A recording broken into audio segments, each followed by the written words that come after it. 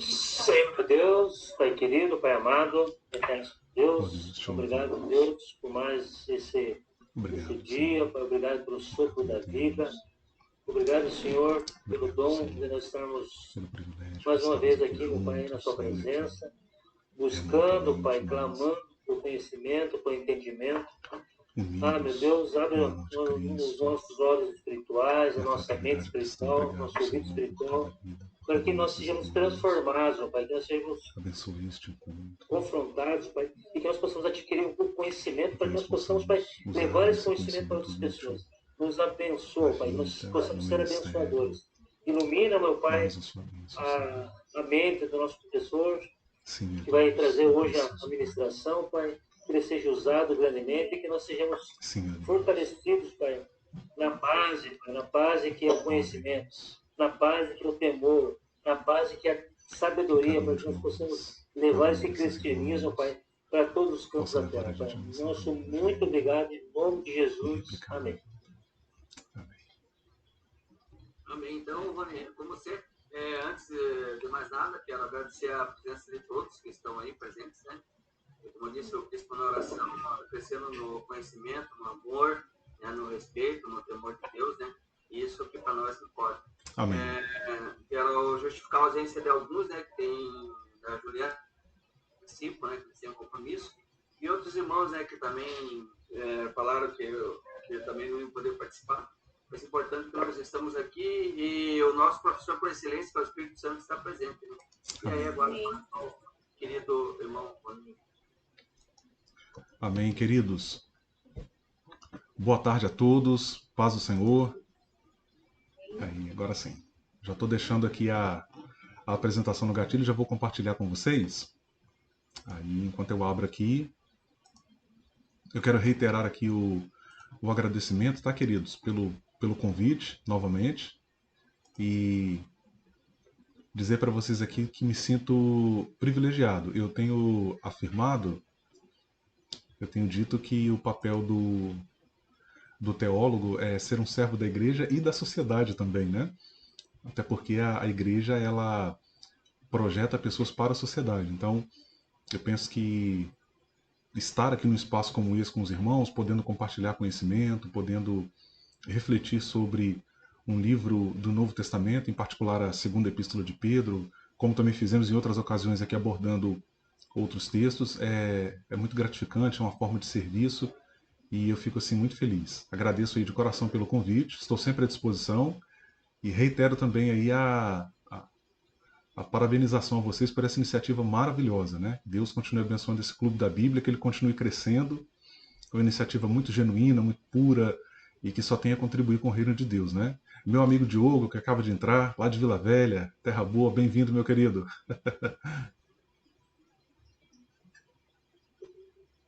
Não te ouvimos, Diogo. Boa noite. Opa, agora sim. Bem-vindo, querido. Meio perdido aqui na plataforma, mas tudo bem. Já me achei. Boa noite, paz do Senhor Jesus a todos. Amém. Já se situa aí rapidinho, é fera. O Diogo, pessoal, faz um trabalho maravilhoso também na internet, difundindo aí a mensagem do Evangelho, canta, dá aula, prega, é muito polivalente, sabe, irmãos? Tem aquele camarada assim que Deus dá um dom específico, tem aquele que Deus olha do céu e fala assim, eu vou dar logo o combo, né? Esse é o Diogo, então que Deus abençoe aí. Qual o nome do canal lá, Diogo? O canal lá é Diogo Pires mesmo. É o seu nome mesmo, isso aí, Diogo Pires. Digitou no YouTube, vai ser o primeiro que vai aparecer. É só colocar então, Rony, no chat pra gente, né? Seja bem-vindo. Então, boa. A gente colocar lá no clube da Bíblia também. Você coloca pra gente aí, Diogo? Ver aqui como é que eu faço isso. Você vai perceber, ó, aqui na parte de baixo, é porque para mim não está aparecendo aqui, eu acho que está em mais opções. Tem um botãozinho aqui na... Eu vou tentar achar aqui. Tá, joia então. Se não conseguir, a gente tenta aqui depois. Então tá bom, queridos. Nosso texto hoje, então, é a segunda epístola de Pedro, uma epístola maravilhosa, super atual, super relevante para a vida cristã. Eu até já vou rapidamente aqui mostrar para vocês as duas principais obras que eu usei para esta apresentação de hoje, que é Uma que vocês já conhecem, as duas, na verdade, né? Vocês já conhecem, mas acredito que temos aqui, além do Diogo, eu acho que algumas pessoas não estiveram quando eu falei da primeira epístola, então vou indicar novamente, vou reforçar aqui a indicação de duas obras em particular. Este livro, Uma Introdução aos Escritos do Novo Testamento, do Erich Mauerhofer, e este aqui, pessoal, que eu usei também bastante, que é o Comentário Histórico-Cultural da Bíblia, Novo Testamento, do Craig Keener, tá? Ó, o Diogo conseguiu colocar o link aí no chat. Show de bola. E, queridos, eu gostaria de combinar com vocês aqui para que vocês aí, durante a minha fala, caso surja alguma dúvida, queiram tecer algum comentário, fiquem à vontade para me chamar e eu faço uma pausa. Vamos tentar transformar isso aqui num ambiente assim de aula, não apenas de palestra, para não ficar muito monólogo, né, vamos dizer assim, para que vocês também possam participar, fazer comentários, e eu estou aqui inteiramente aberto a ouvi-los também, tá bom? Então, se os irmãos quiserem aí fazer alguma pergunta, algum comentário, podem me interromper, eu paro aqui a minha fala e a gente abre espaço para vocês participarem também.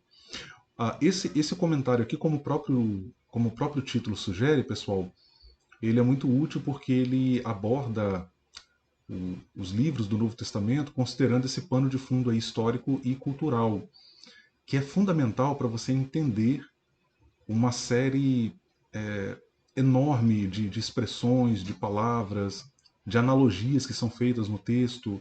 Então você, sem o conhecimento desse pano de fundo histórico-cultural, por vezes você não consegue decifrar, vamos dizer assim, vou usar esta palavra aqui intencionalmente mesmo, decifrar. Você não consegue decifrar o sentido do texto ali, o que o autor está comunicando, porque você não tem esse aporte relacionado ao pano de fundo histórico-cultural. Na segunda epístola de Pedro, preparando esse estudo para vocês, eu me deparei com isso várias vezes. Né? O autor da epístola ele usa expressões, palavras, faz alusões que têm relação ali com o mundo grego, com o universo de pensamento judaico, com o universo de pensamento cristão. Então esse conhecimento ele é muito valioso para você entender melhor os textos do Novo Testamento, não apenas do Novo. Né? Estou citando o Novo aqui porque é o nosso objeto de estudo, mas para toda a Bíblia, é claro, né? Então eu recomendo esse aí para vocês, tá, gente? Não sou representante da Vida Nova não, viu? Mas a obra sendo boa a gente recomenda com prazer. Bom, eu estou passando rapidinho aqui porque nós já consideramos a primeira epístola em outra ocasião. Depois eu passo para o Arthur lá a apresentação em PowerPoint para ele colocar no grupo para vocês também, gente. Vocês fiquem à vontade aí para compartilhar, para utilizarem aí na sua pesquisa pessoal. É um prazer muito grande compartilhar com os irmãos aí o conteúdo. Bom, segunda epístola de Pedro. Vamos começar pela questão da autoria. Opa, aí. A segunda epístola de Pedro, ela foi considerada durante algum tempo, nos primeiros séculos da era cristã, como um livro duvidoso. Para quem não está familiarizado na teologia bíblica com esta expressão, livro duvidoso, em particular em relação ao Novo Testamento, não se escandalize com essa expressão, ok? É porque a aceitação dos livros do Novo Testamento no cânon, nesse grupo de 27 livros que nós temos, nessa forma final como se encontra hoje, isso não se deu de maneira instantânea, ok, pessoal? Isso foi gradativo, foi um processo e alguns livros foram mais discutidos, mais debatidos, outros foram aceitos com mais facilidade. No caso da segunda epístola de Pedro, ela foi considerada aí, como vocês podem ver, um livro duvidoso. Mesmo depois de reconhecida como divinamente inspirada e inserida no cânon neotestamentário, olha que interessante, mesmo depois de tendo sido inserida, ela ainda assim suscitava dúvidas e discussão. Né? Atualmente, a crítica bíblica, a nível de academia, ela entende que ela não foi escrita pelo apóstolo Pedro, mas que ela usa o nome do apóstolo Pedro para dar autoridade ao texto. Aquela questão da pseudonímia que eu expliquei a vocês também em outra ocasião, acontecia no mundo antigo, do autor, ele produz um texto e para dar autoridade a esse texto ele atribui a autoria desse texto a uma pessoa de importância, a uma pessoa de relevância. Então isso vai acontecer com diversos livros da antiguidade. Por isso mesmo você vai encontrar disponível aí para leitura livros da antiguidade, como Apocalipse de Pedro, Há livros que usam o nome até de Adão, inclusive. Então você tem diversos textos da antiguidade que o autor escrevia e usava o nome de uma pessoa de importância para dar autoridade. Então, no campo da crítica bíblica hoje, existe uma tendência muito grande de se acreditar que vários dos livros do Novo Testamento, na verdade, não foram diretamente escritos pelos personagens que levam seus nomes. Seria, na verdade, seria esta prática da pseudonímia, ou seja, escreve-se o livro e se dá a ele o nome de um personagem importante da antiguidade. Mas eu sempre gosto de trazer aqui os dois lados, né, as duas perspectivas.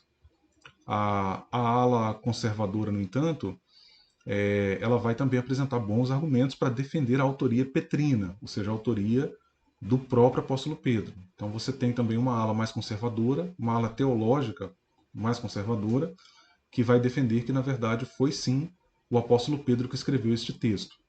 O Stronda, que é um teólogo pentecostal, um biblista pentecostal, ele vai apresentar algumas razões para explicar essa possível rejeição aí da autoria petrina, né? Ele vai dizer que existem diferenças de estilo entre a primeira e a segunda epístola de Pedro. Isso é um fato, tá, gente? Isso aqui não dá para negar. Realmente você tem uma diferença de estilo aí considerável entre os dois textos. E é mais, Rony, Pois seria não. mais pela questão do. Não era essa questão? Desculpa, quando você falou, cortou a sua fala. Ah, tá. Não, é porque a diferença entre a primeira carta, né, e a segunda carta não seria que a primeira teve uma contribuição de um escriba e a segunda foi. Eles falavam muito que foi ele que escreveu, então por isso ele não teria sido uma carta tão grande. Tinha isso também. Ah, sim, você se refere à prática do amanuense, ô Diogo? Ou seja, uma pessoa que escrevia enquanto ele editava? Isso, exatamente. Ah, entendi. A gente até pode, Diogo, considerar isso aqui, mas não é o foco da crítica bíblica hoje, não. O entendimento mesmo é que foi outra pessoa que escreveu e atribui essa autoria a Pedro, né? Por isso essas diferenças de estilo. Então essa diferença de estilo é entendida como evidência de que são autores diferentes, né? Mas reitero, você tem teólogos biblistas conservadores que vão defender uma autoria petrina, né?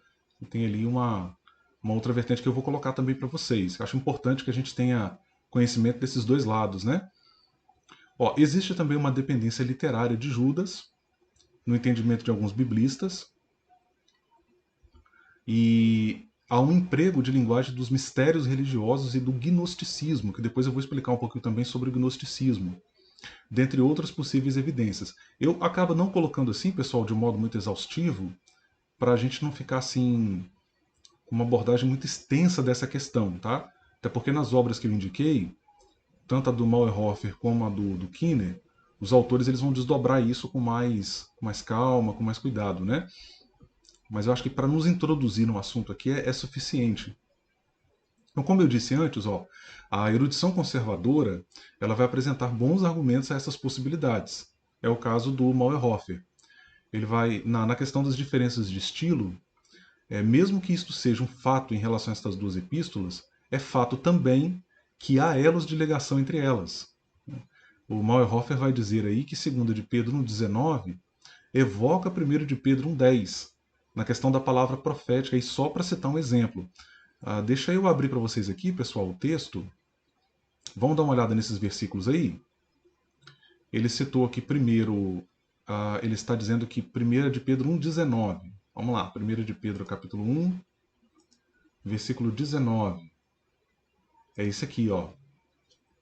Assim, 1 de Pedro 1,19. Assim, temos ainda mais firme a palavra dos profetas, e vocês farão bem se a ela prestarem atenção, como a uma candeia que brilha em lugar escuro, até que o dia clareie e a estrela da alva nasça em seus corações. Agora, vamos dar uma olhada no outro texto, que é o texto de 1 de Pedro, 2 de Pedro 1,10, desculpe. Aqui. Ó. Espera aí, será que eu estou no texto errado, gente? Desculpa, só um minuto, queridos.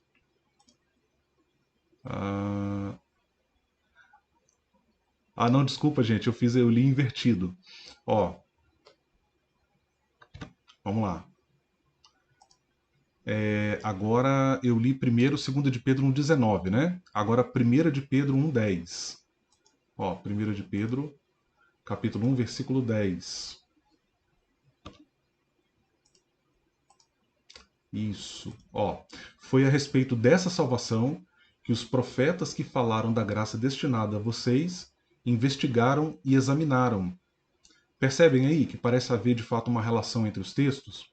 O, tanto o 1 de Pedro quanto a segunda epístola de Pedro, eles aludem a esse papel dos profetas no sentido de comunicar a graça, podemos até dizer aqui por extensão, a mensagem do Evangelho. Então ele alude tanto na primeira quanto na segunda. Isso é entendido, então, por autores conservadores, como é o caso do Meyerhofer, como uma possível evidência de que as duas são da mesma autoria, do mesmo autor e que foram escritas também pelo apóstolo Pedro. Uma possível evidência, né? Isso, assim, claro, gente, suscita muita discussão aí no âmbito da academia, na área bíblica, né? Mas são evidências que os biblistas eles vão observando, vão olhando para tentar rastrear questões aí de autoria, também questões de conteúdo, forma, a data da escrita, os diversos aspectos aí envolvidos na análise de um livro da Bíblia. Mais adiante aí, queridos.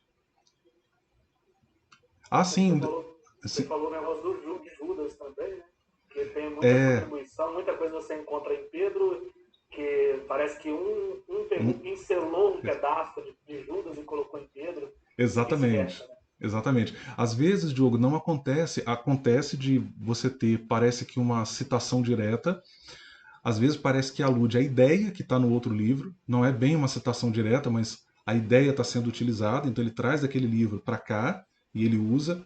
Então essa dependência, né, entre livros também ela acontece.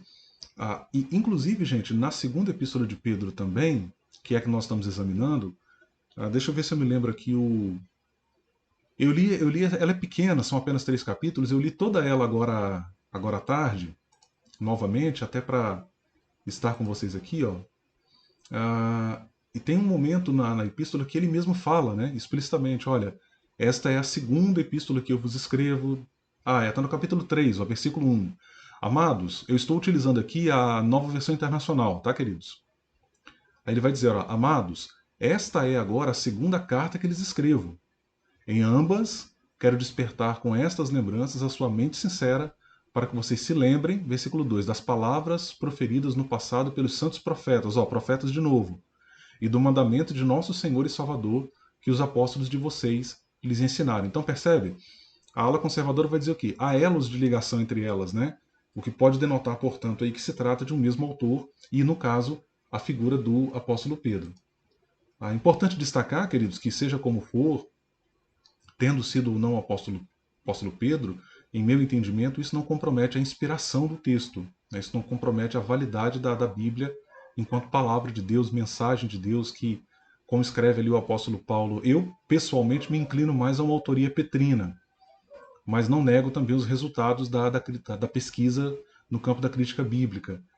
Mas seja como for, entendo que isso não afeta a qualidade da Bíblia como um livro inspirado por Deus. E para falar nos termos do apóstolo Paulo, texto que é proveitoso para ensinar, para redarguir, para corrigir, para instruir em justiça, a fim de que o homem e a mulher de Deus, né, dizendo aqui por extensão, seja perfeito e perfeitamente instruído para toda boa obra. Né? Acho que se nós seguirmos nesse passo, nosso cristianismo será um cristianismo saudável e que haverá de impactar positivamente a vida das pessoas ao nosso redor. Né? Queridos, mais algum comentário, alguma dúvida? Falem agora, não se calem para sempre. Aproveitando o ensejo ali, tanto do Diogo quanto do teu, o Fi, que é um teólogo famosíssimo, que o Rony também exegeta, gosta. É fantástico, fantástico. Aí a academia também fala, né? Ou é pentecostal, ou é acadêmico, né? E aí eles caem no cavalo quando pegam aqui, né? E outros teólogos, né? E aí ele vai falar o seguinte, né? Ele também pende para a autoria petrina ou um discípulo de Pedro a partir de 64, né? Que legal. Então ele só fica, ele não coloca para adiante, né? ele vai falar que é um discípulo de Pedro, ou Pedro. Eu achei muito interessante também a colocação dele. E aproveitando também, seja ali, a questão do paralelismo em Judas, né? Você vai ver tanto a marca ali de Pedro a partir do capítulo 2, né? E no capítulo 3 da segunda epístola. Eles fazem praticamente essa troca de conteúdo. Eu achei muito interessante. Isso aí pode ser. Ah, que legal. E por falar em erudição, acaba de entrar aqui em nossa sala o professor Marcos, lá de Pernambuco, ele que é o oráculo do saber teológico, o grande guru, a lenda viva.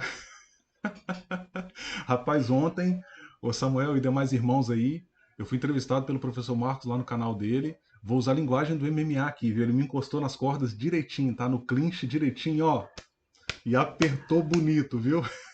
Tem que apertar mesmo, professor Rony, né? Ai, ai.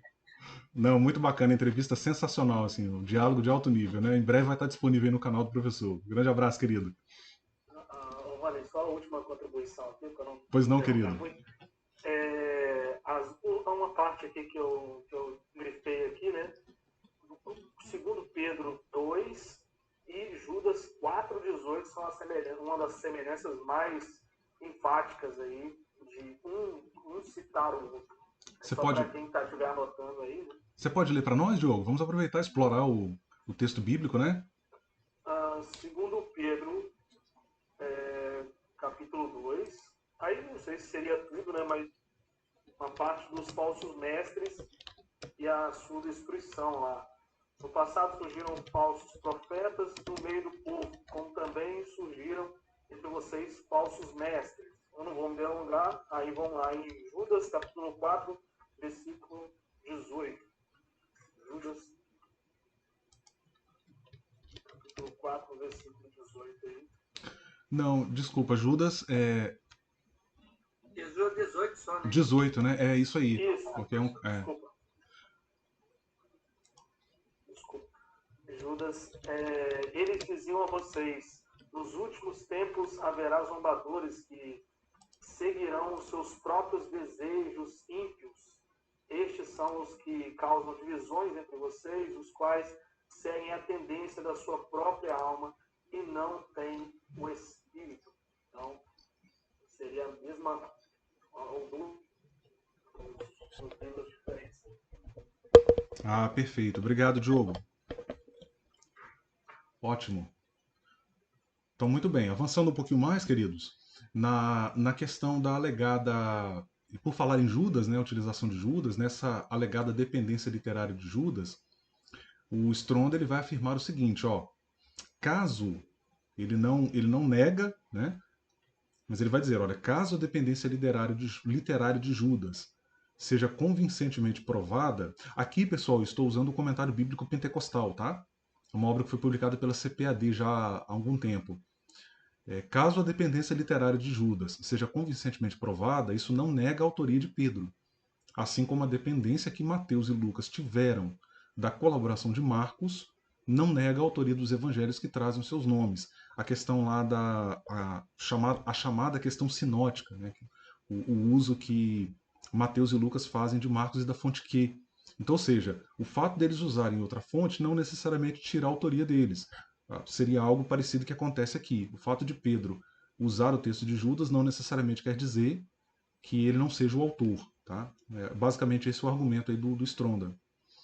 Por fim, quanto à questão do emprego de linguagem, dos mistérios religiosos e de gnosticismo, novamente o Stronda ele vai alegar que essa linguagem já era comum no tempo de Pedro e que Pedro estaria usando a própria linguagem dos falsos mestres contra eles próprios. Isso aqui, pessoal, a questão da linguagem, do emprego da linguagem ser comum, essa linguagem ser comum no tempo de Pedro, tá? Ela é amplamente atestada pelo Kinner no comentário histórico-cultural do Novo Testamento. Ele fala muito isso e estava muito presente na mentalidade grega, também judaica e também cristã. Com relação à data da epístola, tem sido aceita a autoria petrina, ou sendo aceita essa autoria, né? Uma conclusão óbvia é que ela foi escrita antes do seu martírio, ou seja, antes dele falecer. Então, Stronda afirma que Pedro tinha consciência das epístolas escritas por Paulo, que lá no final, no capítulo 3 da segunda epístola, ele vai falar disso, né? Ele cita o apóstolo Paulo, então, ou seja, ele conhecia essas epístolas, escritas pelo apóstolo Paulo às igrejas nas cidades de Éfeso, Colossos e Laodiceia, o que significa dizer que ele escreveu também a essas igrejas depois da soltura de Paulo, do seu aprisionamento em Roma, ali em torno de 62 depois de Cristo. Essa questão da discussão das datas também, por vezes, ela esbarra também com algumas incertezas, porque não é fácil também recuperar essas datas, né? Quem são os destinatários da epístola? O Stronda, ele defende que a audiência dessa epístola é a mesma da primeira. Só que aí, queridos, aqui novamente eu queria voltar ao texto, convidar vocês aí a abrir as suas Bíblias, ou localizar aí no, como eu, né, que estou usando aqui o aplicativo, o The Word. Olha que interessante, na primeira epístola, ele diz assim, ó, Pedro, apóstolo de Jesus Cristo, aos eleitos de Deus, peregrinos dispersos no Ponto, na Galácia, na Capadócia, na província da Ásia e na Bitínia. Ele cita 5 regiões. Lá na segunda epístola, no capítulo 1, ele já é bem mais comedido. Ele não é tão específico, vamos dizer assim. Simão Pedro, ó, versículo 1 do capítulo 1. Na segunda epístola, Simão Pedro, servo e apóstolo de Jesus Cristo. Ele simplesmente diz, ó, aqueles que, mediante a justiça de nosso Deus e Salvador Jesus Cristo, receberam conosco uma fé igualmente valiosa. Ele só fala isso. Ele não indica uma região, ele não dá um indicativo mais claro de quem seriam aí esses irmãos a quem ele se refere como pessoas que receberam conosco uma fé igualmente valiosa. Ou seja, são cristãos, né? Isso fica claro. São pessoas que abraçaram a fé em Jesus. Mas ele não cita uma região, ele não especifica regiões como ele faz na primeira epístola, tá? Então aqui você tem uma diferença importante aí.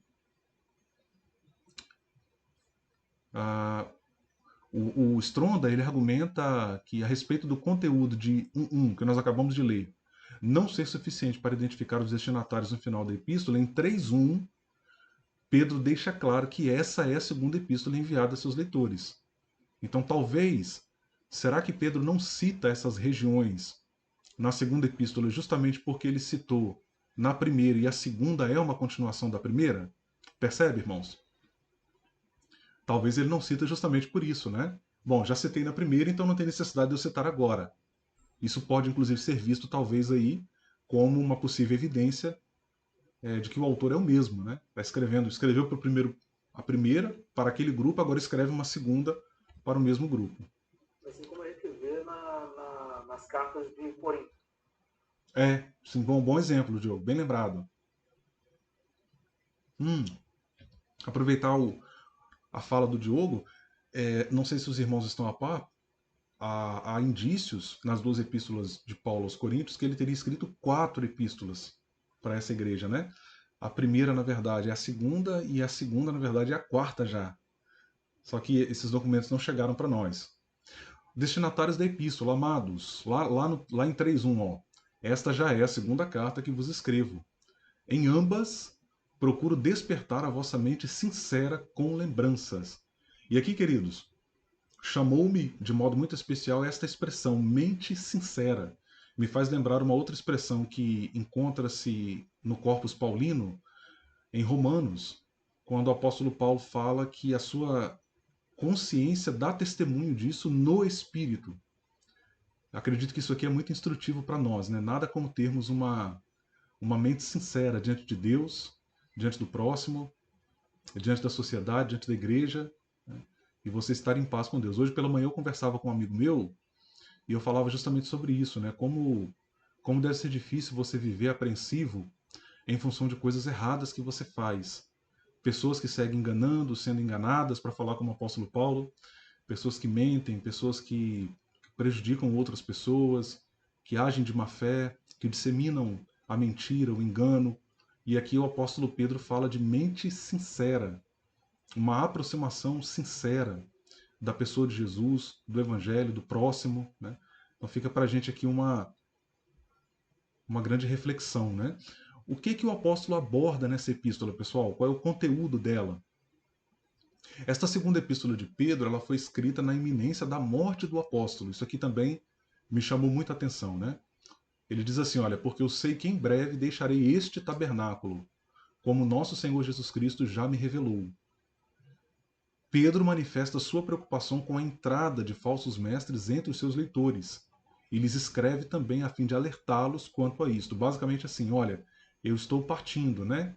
O meu tempo aqui está, esse tabernáculo em breve vai se desfazer. Então eu estou preocupado com o futuro de vocês, com o bem-estar de vocês. E essa postura do religioso cristão diante da morte, da iminência da morte, ela é muito tocante, né? Porque ele escreve sobre isso, ele fala sobre isso, e ele diz, olha, eu sei que em breve deixarei este tabernáculo, como nosso Senhor Jesus Cristo já me revelou. Possivelmente aqui, queridos, ele está fazendo uma alusão, àquela expressão que está lá no Evangelho, né? De que, olha Pedro, você vai aonde você quer, você faz o que você quer, mas vai chegar um tempo em que vão cingir você, né? Ou seja, não é a sua vontade que vai prevalecer. E agora aqui na epístola ele alude a isso. Então essa forma de olhar para o fim da vida, essa maneira de olhar para o fim de uma trajetória assim, na perspectiva de um cristão, é muito marcante, é muito tocante, né? A morte é um fato da vida, queridos. E talvez vocês não estavam lembrando disso, mas com muita reverência eu quero lembrar a vocês aqui nesta tarde que tanto eu quanto vocês, caso o Senhor não venha, iremos morrer, viu? É importante é importante lembrar a vocês disso. E a morte é um fato, mas a grande questão é como nós lidamos com este fato e o que fazemos enquanto ela não chega. Para refletir aqui como filósofo, né? O Zygmunt Bauman, que é um sociólogo polonês, ele fala algo muito interessante sobre o fim da vida. Ele vai dizer, olha, o voo da vida, de maneira inevitável, vai cair no solo. E nós não temos como simplesmente não saber. Mesmo que nós não queiramos saber, nós sabemos. Aí o Cortella, que é o filósofo e educador brasileiro, ele vai dizer o seguinte, olha, a morte é um fato. Seu cachorro, nessa hora, está dormindo tranquilo. O seu gato, nessa hora, está de boa. E você está aqui ouvindo esse professor lembrar você disso, né? Então nós vamos morrer, mas a grande questão é, enquanto não morremos, o que fazemos? E esse apóstolo, ele expressa uma confiança inabalável, uma paz, ele comunica para a gente uma paz.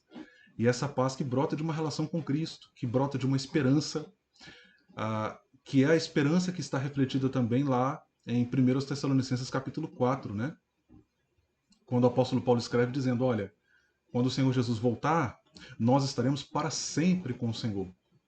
Então a morte para o cristão não é sim o fim de uma trajetória, mas sinaliza para o início de uma outra trajetória que é muito maior, muito mais ampla do que esta, né? Uma realidade que está para muito além, inclusive, da nossa compreensão. É a nossa esperança, né? A esperança de estar para sempre com o Senhor.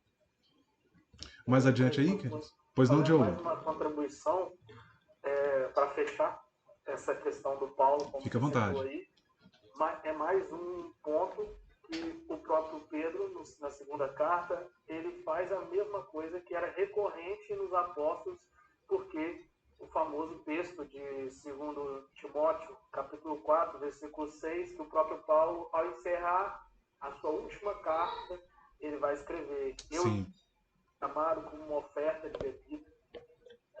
Esse grande texto aí me lembrou que eu quis contribuir mais uma vez. 1 Coríntios 2,9, né? Também. Exatamente. Por favor, professor, leia para nós. Ele diz, olha, aquilo que o olho não viu, o ouvido não ouviu, a mente não captou, não imaginou, é o que Deus preparou para os que o esperam no Senhor. Então, o que eu vi mais belo nessa terra, o que eu vi mais belo da terra, não se compara o que está preparado depois dessa vida aqui momentânea. Paulo. Maravilha, maravilha. O que eu acho interessante, queridos, na mensagem bíblica do Evangelho, é que ela sinaliza o tempo todo para essa vida futura, essa esperança viva, para falar como Judas, se minha memória não me trai, é uma imarcessível esperança, né? Ou seja, uma esperança que não murcha. Mas, ao mesmo tempo, queridos, ela também nos chama a responsabilidade na vida, né? No agora, a agir na vida presente, no cuidado com o outro, no cuidado com a viúva, com o órfão, no levar a cruz, né? no levar as cargas uns dos outros, né? Como cantava lá o corinho antigo dos pentecostais, ajudar a carregar a cruz do irmão. Então essa vida, e repare que o apóstolo Pedro escreve na iminência de partir, mas ele está preocupado com o futuro dos irmãos. Olha, entre vocês vão entrar falsos mestres, vão entrar ensinadores que vão disseminar heresia de perdição. Então, cuidado com isso, estejam atentos, estejam vigilantes.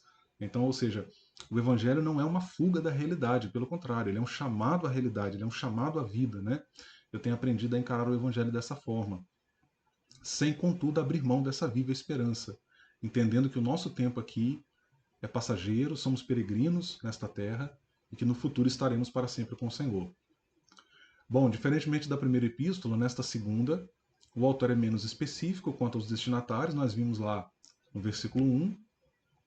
O capítulo 1 alerta contra a corrupção das paixões que há no mundo, e aí você vai ter, inclusive, aqui nesse primeiro capítulo, uma lista de virtudes. Essas listas de virtudes estão presentes em outros textos, tá, queridos? Não apenas aqui, o apóstolo Paulo faz uso disso também.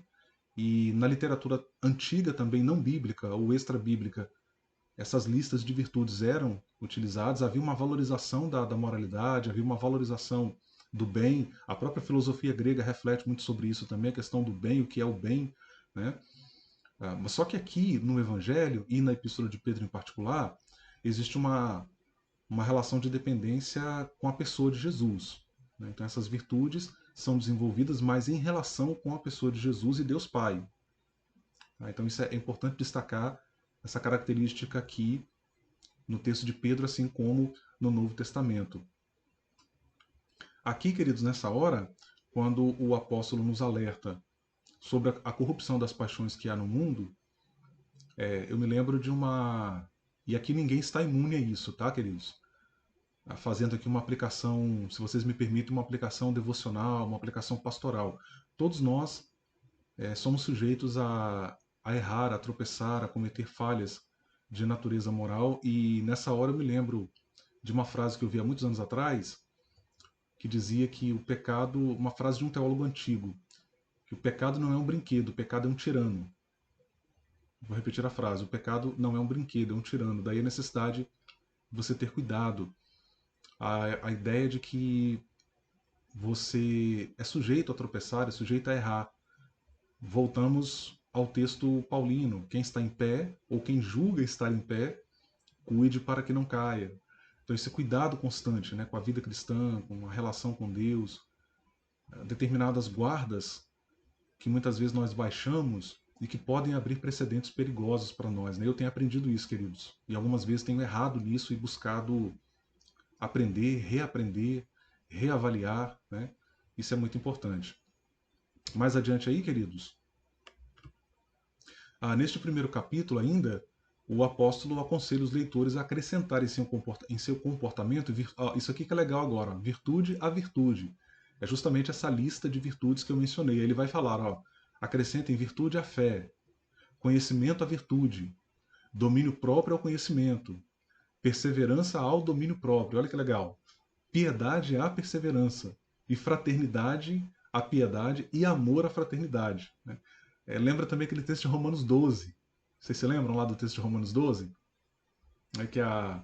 É isso mesmo, Romanos 12, né? Que a perseverança produz a paciência. Os colegas biblistas aqui do grupo me ajudem aí.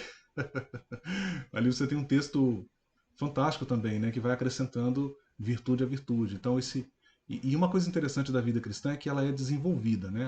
A noção de você desenvolver a vida cristã. Isso é sempre recorrente também no ensino do Novo Testamento. O autor trata os seus leitores destinatários como maduros no conhecimento da verdade. O professor Marcos deu a aula sobre Hebreus. Me corrija aqui, professor, se eu estiver equivocado, tá? Aqui a gente tem uma diferença substancial em relação aos destinatários de Hebreus, né? Porque lá em Hebreus ele trata, olha, vocês já eram para estar se alimentando de um alimento mais sólido, né? Vocês ainda, não é isso, professor? Tem até uma expressão que ele usa lá, o autor de Hebreus usa, e não é o caso aqui. Aqui o apóstolo Pedro está se dirigindo a um público que se mostra mais maduro. Ele vai dizer, olha, vocês estão solidamente firmados na verdade que receberam. E aqui, queridos, deixa eu provocar vocês aqui a uma reflexão. Acho que a maioria de vocês aí está em Santa Catarina, né? o professor Marcos está lá em Pernambuco. Eu acho que no estado de vocês isso não acontece muito, não. Isso é um problema mais aqui do Espírito Santo, né, Diogo? A gente vê que tem pessoas que recebem a Jesus pela fé e você encontra com a pessoa 15 anos depois e ela tá do mesmo jeito. Ela tá com a mesma cabeça, ela está com os mesmos vícios, ela está com. Mas eu acho que isso não acontece aí no sul, não, né, Samu? Esse tipo de coisa é só pro lado de cá, né? Sudeste. Não, não, aqui complementando, né? É Aqui o outro pessoal nível, né? aí eu, aproveitando também, né? Quero citar dois textos aí, né? Romanos, né? Capítulo 5 ali, que é a perseverança que produz a experiência, experiência e esperança, né? E do verso 3 a seguir. E de Hebreus, né? Aproveitando que o professor Marcos está aí, do capítulo, ele também fala no capítulo 5, do verso 11 em diante, né? Inclusive eu comentei com o pessoal aí de volta, a gente tem uma aula também por semana aqui, e aí o autor de Hebreus, eu acho que é um sarcasmo da parte dele, né? Aí ele fala assim, ó, no verso 11, a esse respeito temos muitas coisas a dizer, coisas difíceis de explicar, porém vocês ficaram com preguiça de ouvir, imagina. Será que ele gostava de Sim, ele falar é isso? duríssimo na crítica, né? E assim, Duríssimo. o texto aqui é só desse naipe pra cima, entendeu, Rony? Então, Aham. aqui não tem de você encontrar o cara há 15 anos e tá do mesmo jeito. Aqui os caras estão tudo voando, o Manchester, Jones, o Bispo, a Companhia Limitada, e que o povo, olha lá, mostrando a mochila. Ai, Aqui ai. o povo estuda mesmo, mano. Não, que legal, que benção, que benção. É isso aí, ó. É isso aí, gente. Tem que avançar, tem que avançar. E avançar no conhecimento, claro, sobretudo no conhecimento de Cristo, mas é muito importante essa ampliação dos horizontes, do diálogo, né? Você olhar a realidade de maneira mais ampla. Então, é muito triste a gente ver isso, né? Porque tem pessoas que elas recebem Jesus pela fé, mas elas param ali. Não há uma preocupação de entender mais, a compreender melhor as bases da sua fé. Tá? E aqui, queridos, por favor, viu? Vocês estão diante de um acadêmico de teologia. Não pensem que eu estou propondo uma elitização intelectual, acadêmica da vida cristã, não. Não é isso, não.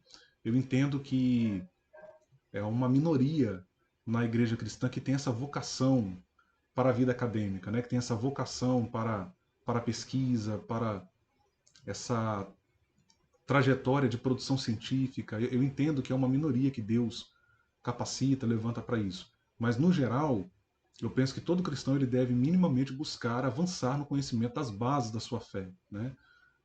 Aprofundar esse conhecimento até para conseguir comunicar melhor também a sua fé a outras pessoas, né? Eu acho que eu contei para vocês aqui a história do Norman Geisler, que foi um teólogo estadunidense, ele morreu com mais de 80 anos.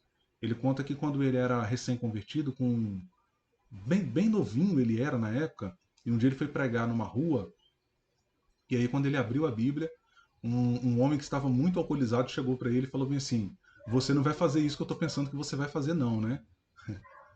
Aí ele virou e falou bem assim: não, sim, eu vou pregar o evangelho, eu vou falar de Jesus aqui. Aí o Geisler conta que esse homem virou para ele e falou bem assim: então abra sua Bíblia aí no livro tal, capítulo tal e versículo tal, e leia a parte B do versículo. Aí ele leu a parte B do versículo e dizia o seguinte: ide e não conteis nada a ninguém. Ele ficou completamente desconcertado, porque o bêbado usou aquele versículo ali totalmente fora de contexto para inibi-lo de pregar o evangelho, né? E aí o que ele fala? Que essa experiência, apesar de inusitada e até engraçada, só que foi uma experiência muito importante para ele, porque ele percebeu que ele não sabia absolutamente nada além de João 3,16. Porque Deus amou o mundo de tal maneira que deu seu Filho unigênito para que todo aquele que nele crê não pereça, mas tenha vida eterna, né? Então ele entendeu que ele precisava estudar, ele entendeu que ele precisava aprofundar o conhecimento dele.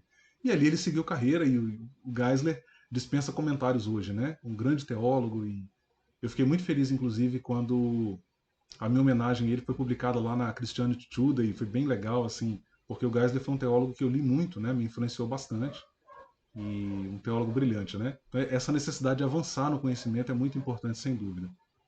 A última que eu poderia te dizer sobre o Espírito Santo, a última ofensa, entre aspas, que eu recebi esses dias foi de um próprio cristão que diz aí: você diz que é cristão, falou para mim. Então, essa eu não tinha ouvido ainda. Uma pessoa que foi recém-convertida, recém-convertida não, foi batizada recente e me disse isso. Falou assim, você se diz cristão, só porque apenas eu discordei de uma fala da pessoa. Então, aqui é bem, bem estranho o cristianismo. O próprio Pedro exorta, né? O último versículo do capítulo 3. Antes, crescei na graça e no conhecimento.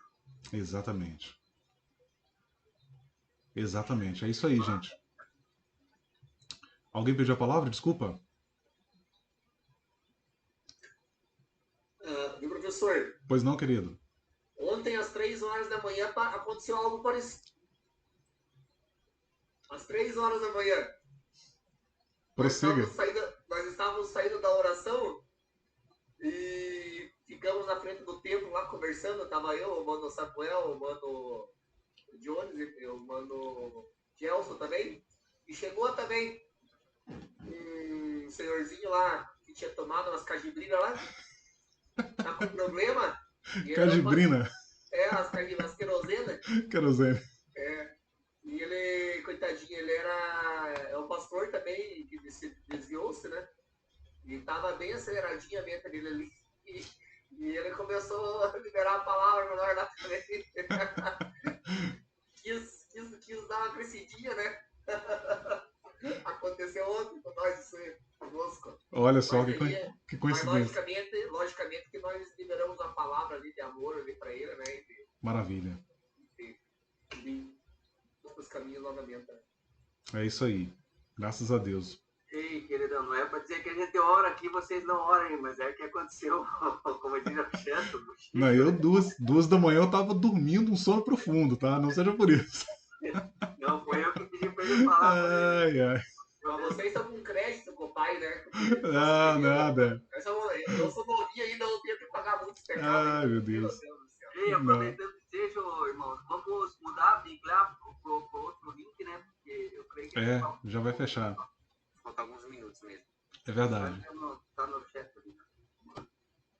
Perfeito.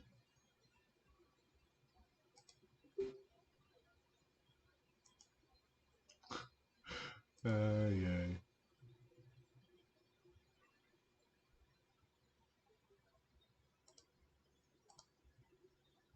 Na hora que você terminar de fazer o do Rony lá, vai passar também tudo daqui.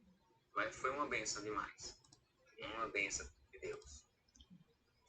A nossa entrevista de ontem, professor, Foi massa. foi benção, foi benção. Nossa, uma experiência 2 muito... horas e pouco de entrevista.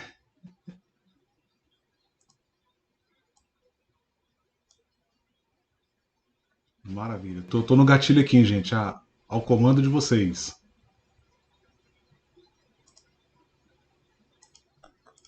Maravilha.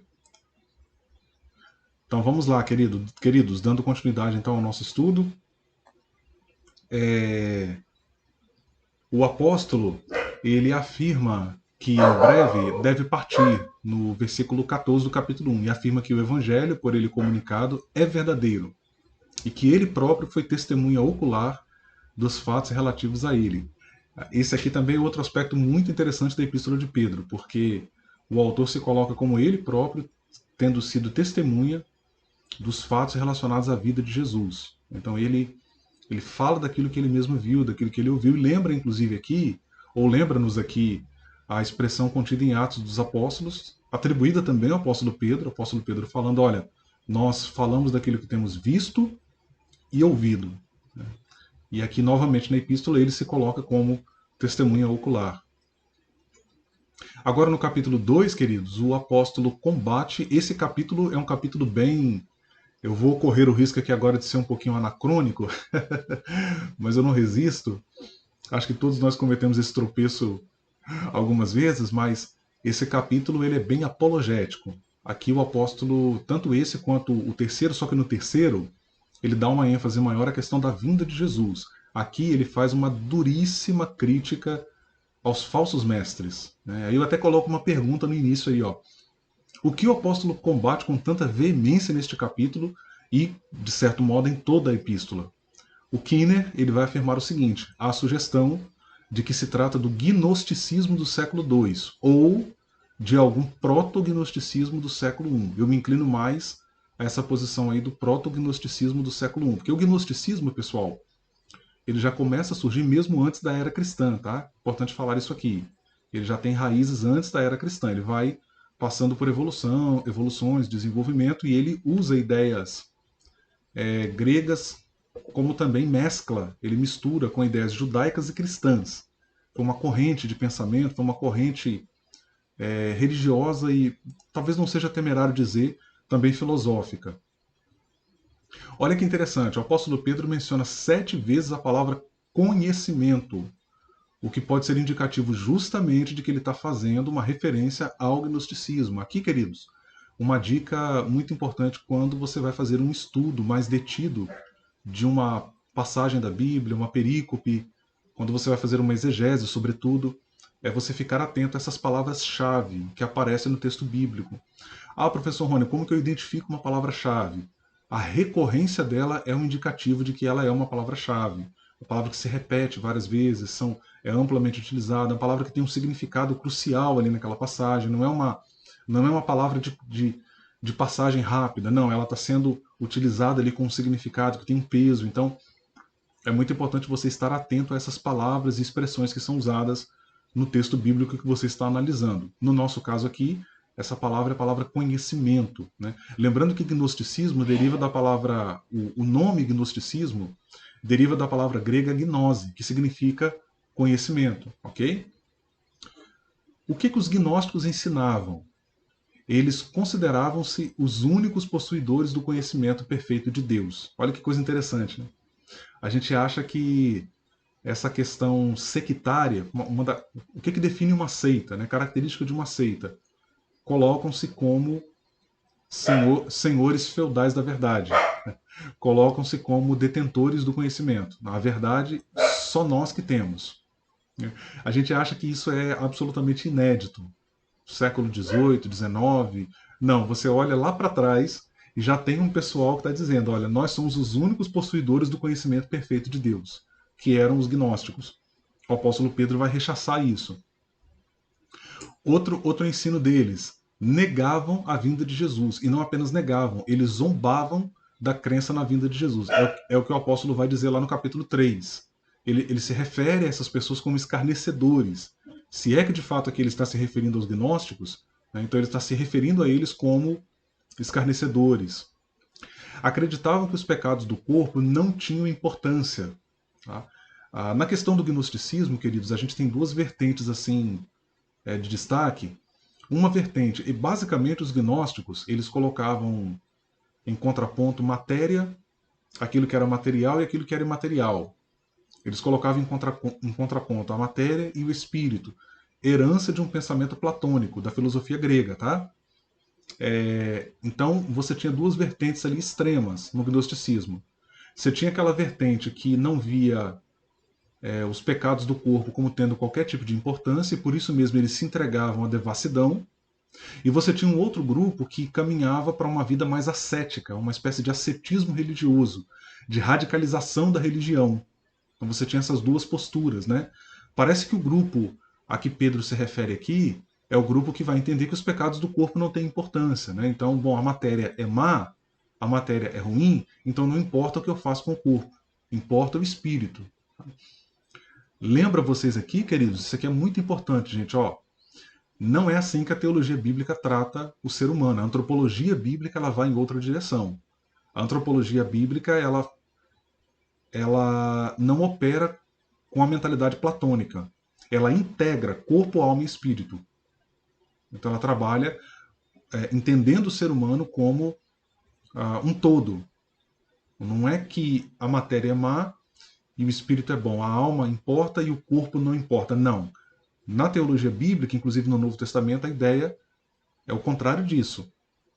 O corpo, ele é importante. O apóstolo Paulo vai falar isso, né?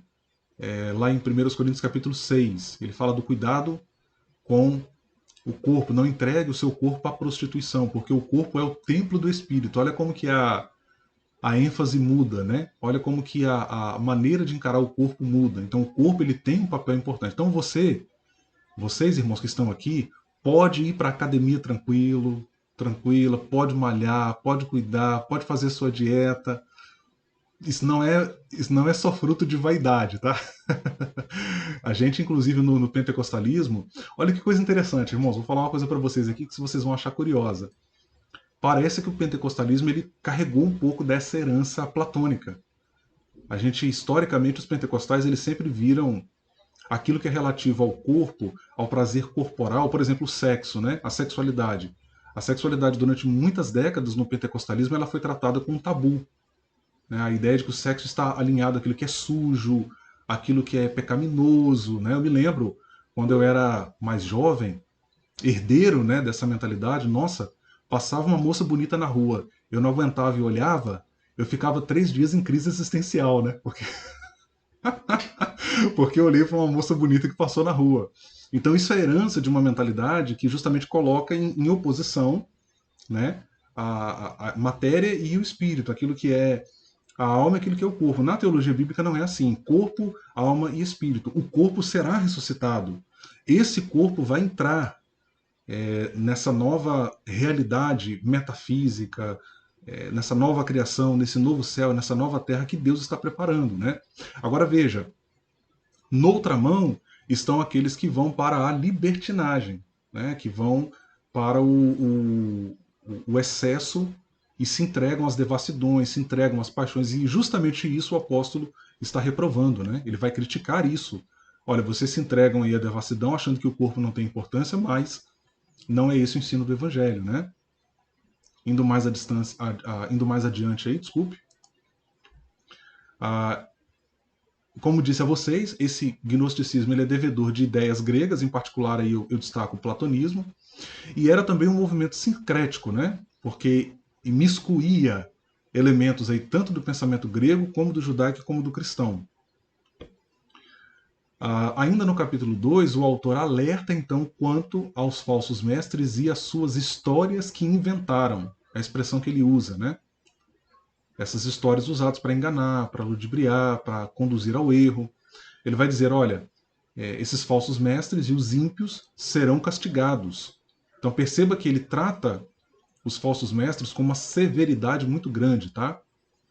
Não confunda aqui, queridos, falsos mestres com uma pessoa que eventualmente comete algum equívoco teológico.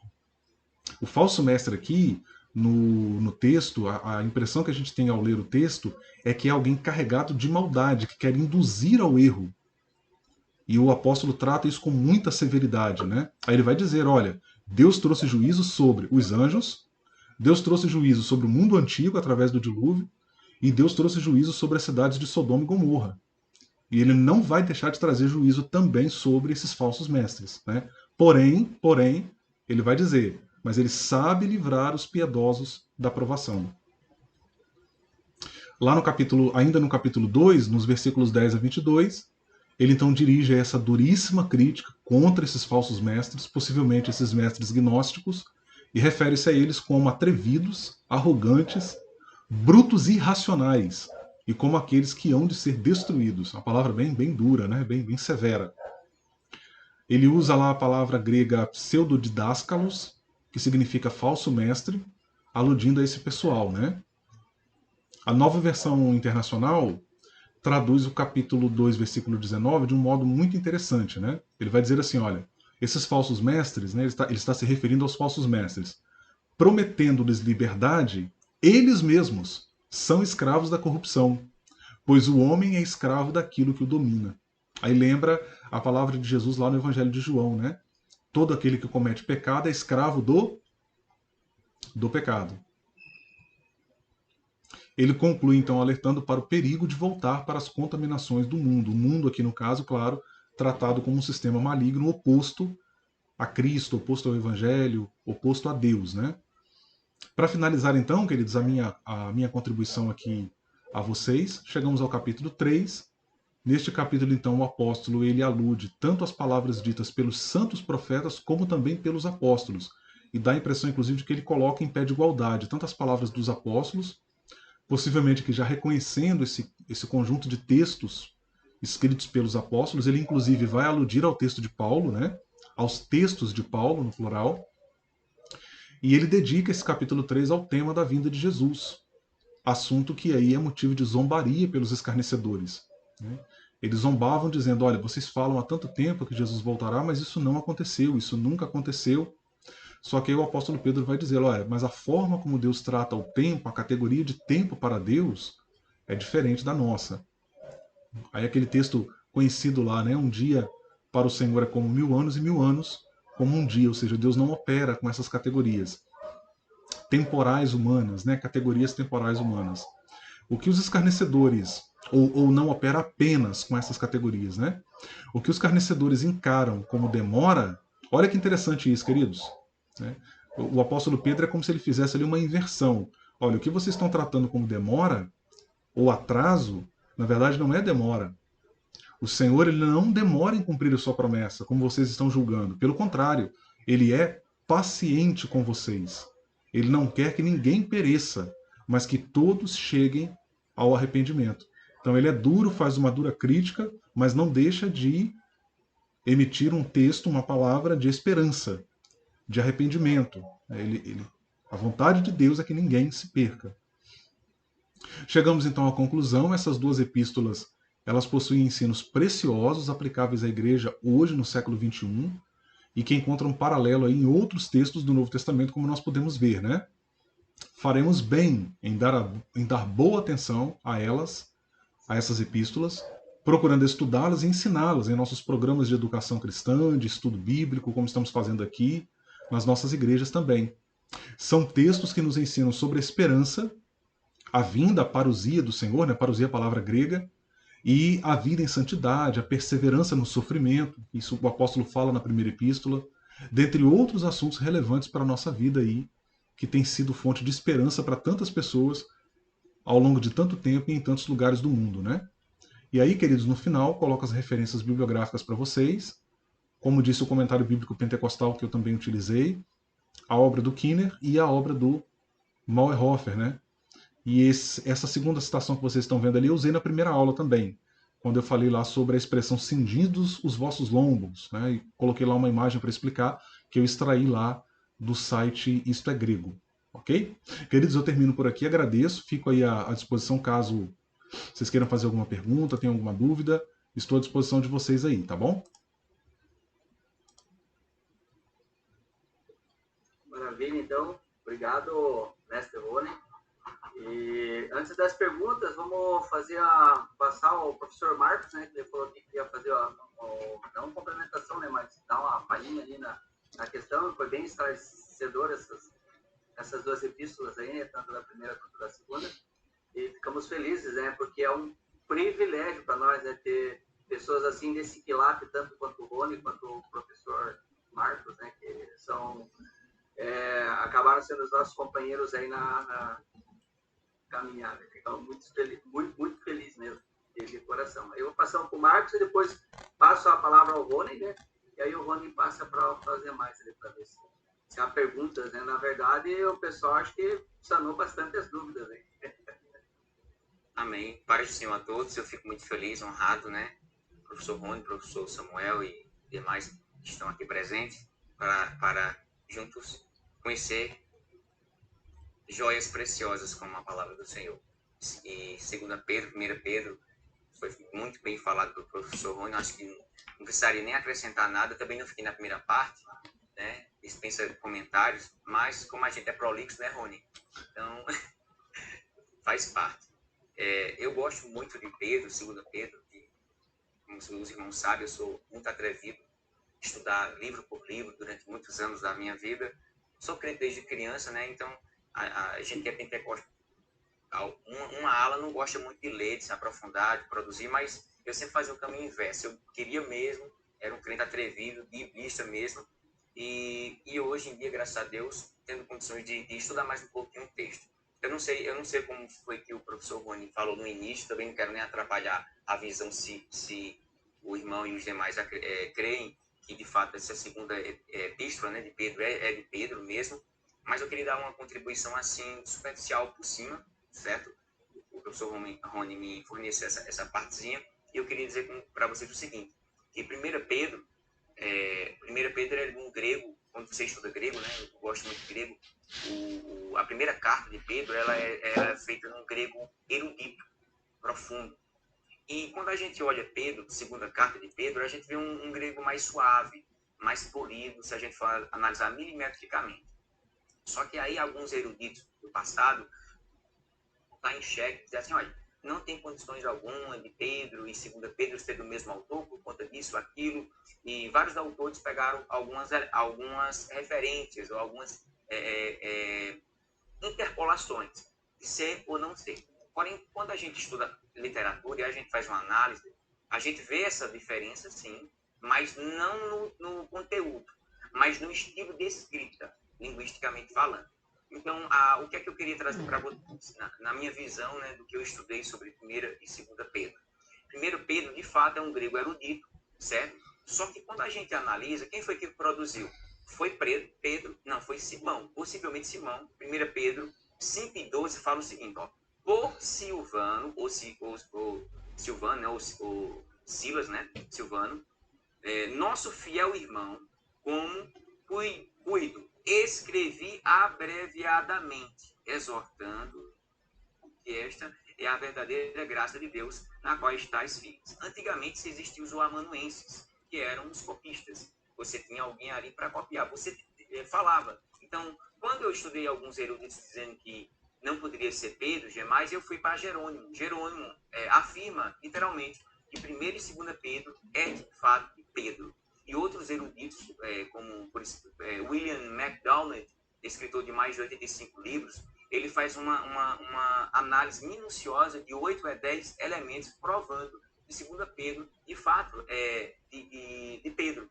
Mas aí, o que foi que me deixou mais confortável, irmão Rony e os demais, e feliz em analisar e estudar? Foi o seguinte, aquele insight que surge quando você lê demais, né? Muitos autores, aos dois lados, como o nosso irmão Rony botou aí, um lado e o outro, e foi o seguinte, que é uma questão de lógica. Veja só, Pedro, 1 Pedro, sim, mas foi Silvano que escreveu, que Silas, Silvano, né?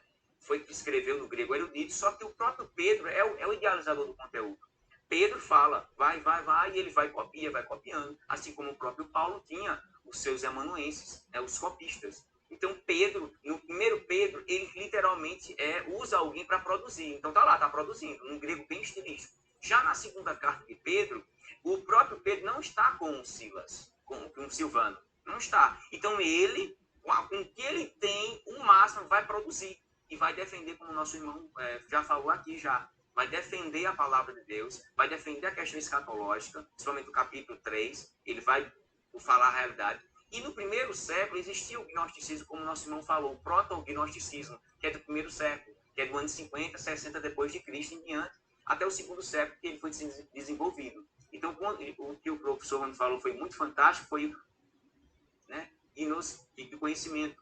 E o próprio Pedro, ele vai dizer do conhecimento que a gente tem que ter conhecimento geral, só que o conhecimento primário na mentalidade de Pedro aqui não é um conhecimento superficial, mas é um conhecimento cristológico, escatológico. Quando ele fala crescer na graça e no conhecimento, que tipo de conhecimento é isso aí? Esse conhecimento, na verdade, muitos eruditos já chegaram a essa conclusão e depois de estudar o grego milimetricamente, perceberam que é uma cristologia. É defender Cristo. É o conhecimento cristológico, escatológico da pessoa de Cristo. E que, de fato, ele virá assim. Mas, especificamente, conhecermos a Jesus. Então, nós pecamos muitas vezes não crescer nem na graça, nem no conhecimento.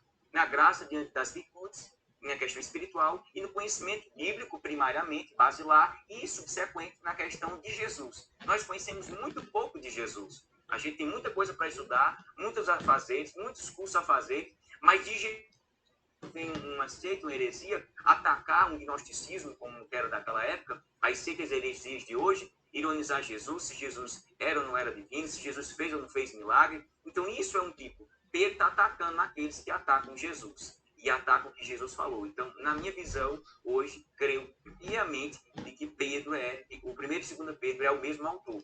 Uma, ele se utilizou de alguém que conhecia um grego bom, e o segundo é que ele não tem. E existem vários doutores nessa área de linguística que mostram isso hoje em dia. Mas aí eu fico com o 3º, 4º século, que o próprio Jerônimo disse, Pedro é o autor, de fato, e outros disseram. Amém, meus irmãos? Desculpa a prolixidade de falar aí, mas Deus os abençoe.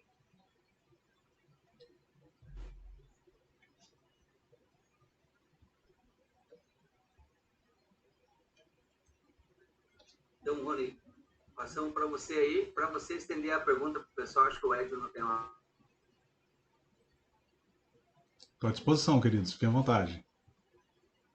Então, assim, ali o professor comentou ali sobre os falsos mestres, né?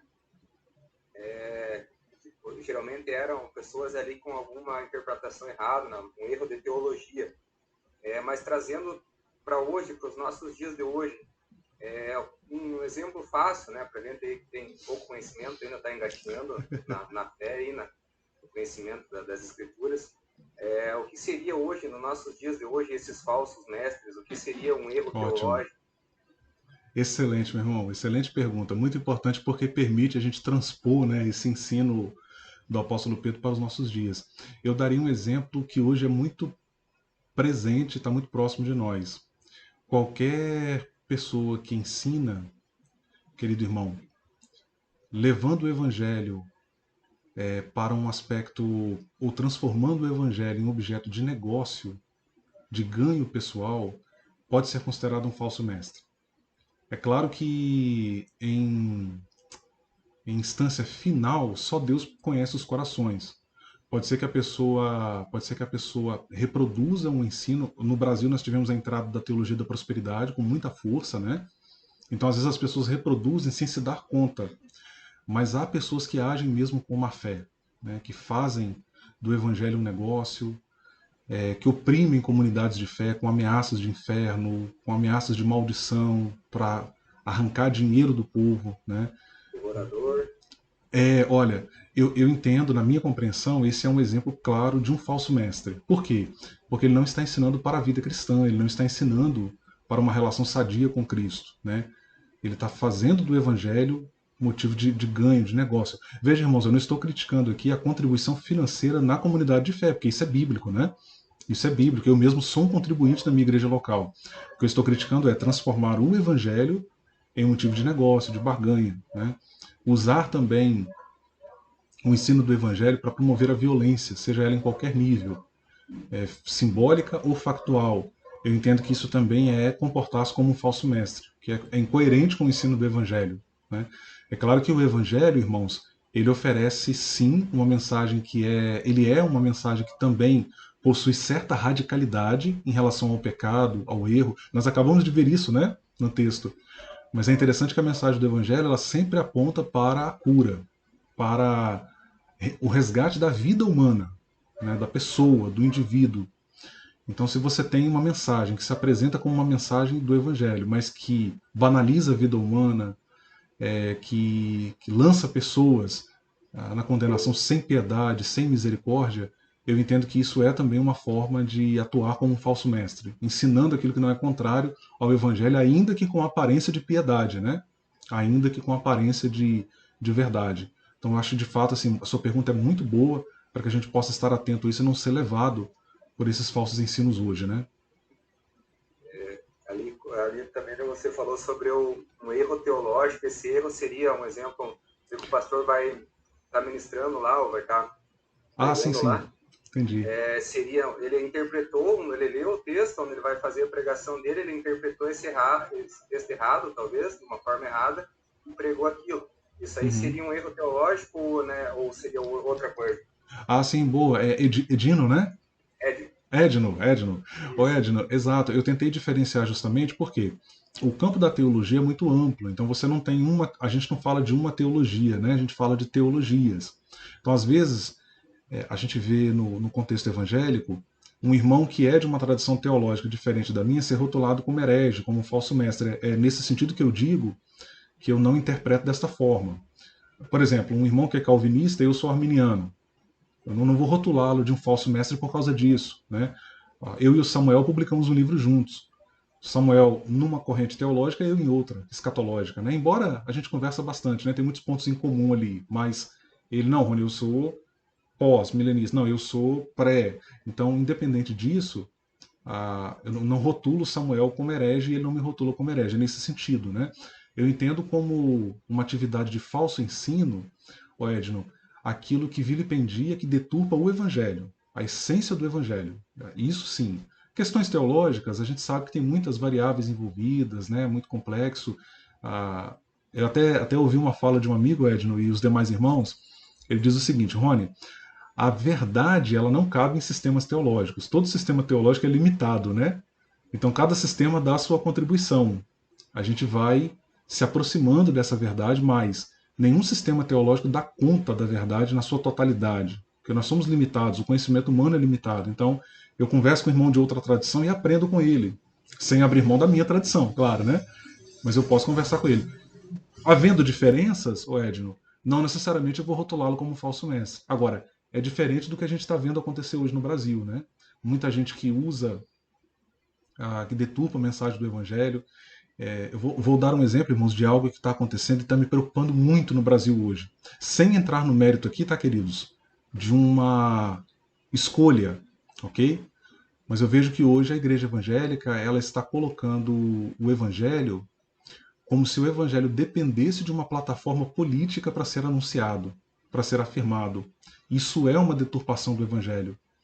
Por mais que você, Rony, eu escolho esse lado político ou esse político A ou B porque entendo que ele está mais próximo com os valores, ok, isso é democrático, sem nenhum problema. Agora daí, você imiscuir religião e política dessa forma, como se o Evangelho dependesse de uma plataforma política para ser anunciada, a meu ver, isso dá lugar a muito oportunismo, dá lugar a uma deturpação do Evangelho, e é uma coisa que a gente precisa ter cuidado, irmãos, com isso nesse momento, né? Isso aí. Espero não ter complicado mais, né? Espero ter ajudado. Não, isso aí não, top. Aí depois eu também vou fazer um pouco das considerações aí do professor Rony. Aí o próximo aí que está com a palavra é o nosso bispo, Gelson. Daí se tiver mais alguém também, só levantar um pouquinho. Paz do Senhor novamente. Amém. Não seria uma pergunta, né, professor? Acho que vamos dizer assim, a segunda Pedro ele traz um grande ensinamento para nós, né, que, como o senhor falou sobre o conhecimento, que nós sempre temos que buscar o conhecimento, né, acima de tudo, que a partir do momento que nós conhecemos, nós nos aproximamos, né, e nós refletimos através da nossa consciência. E a partir do momento que nós temos esse conhecimento, né, nós vamos ter esse discernimento, nós vamos poder analisar, né, esses falsos profetas, né, no sentido de não aceitar aquilo que está sendo propalado. Então nós temos esse cuidado. Pedro também fala muito sobre de nós cuidarmos, de nós não sermos ociosos e não estéreis, né? Ociosos no sentido de não produzir, não ter bons frutos, estéreis de nós não gerar frutos. Né? Então, quando nós não trabalhamos e quando nós não fazemos discípulos, nós se tornamos estéreis, né? E uma coisa que aí o irmão Chester, nós tivemos um exemplo muito categórico ontem, quando fomos abordados por aquele irmão que está desviado. Não adianta nós estarmos bem e terminar mal, né? O irmão lá era levita, pregava, tinha um conhecimento, só que está terminando mal. Então, aquilo que em outros momentos, né, Paulo fala que nós temos que terminar bem a carreira, né? Não adianta plantar e não colher, né? Então, nós temos que estar buscando, né, e estar firmado no conhecimento para que a gente tenha esse discernimento, para que não dê essa condição de desviar, né, ou ter um mau entendimento por um fale uma heresia ou fala um erro teológico. Nós podemos filtrar isso para que não venha afetar o nosso conhecimento, não venha afetar a nossa consciência. Seria isso. Amém. A minha contribuição. Hein? Ótimo. O professor Marcos, né? Aí ele pediu a palavra, depois o Mano Chester. O Mano Chester na frente? Tanto faz. Quer que eu vá? Pode ser, Marcos. É a questão seguinte. Quando Pedro, né? Segunda Pedro aqui, principalmente o último capítulo, capítulo 3, que ele fala sobre esses falsos mestres. Então, contextualizando, quem seriam esses falsos mestres aqui, do segundo e do terceiro capítulo? Seriam pessoas que estavam degrenindo Jesus, né? Que estavam dizendo que Jesus não viria. Então negaria a escatologia. Negaria literalmente isso. Negaria também que não haveria uma nova terra, que não precisaria se santificar, né? E entre outros elementos. Então, nesse contexto do primeiro século, ou segundo século aqui, esse primeiro século de Pedro, ele está falando sobre isso, esse gnosticismo, esse proto-gnosticismo, falsos mestres que dizem que Jesus não vai vir, não vai ter novos céus e nova terra, não precisa se santificar, ao meu ver, acredito que o irmão Romani também e demais, hoje, atualmente, nessa contextualização, seriam pessoas que estão degrinindo Jesus, que dizem que Jesus não vai vir. Quem são esses? Primeiro, céticos. Segundo, ateus.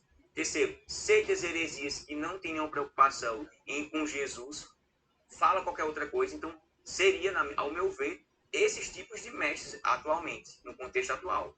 Eu converso com algumas pessoas, converso até com céticos, que dizem assim, não, esquece essa história, Jesus vai vir, não, ao mundo, desde que minha avó, minha tataravó, não sei quem está aqui, diz a mesma coisa.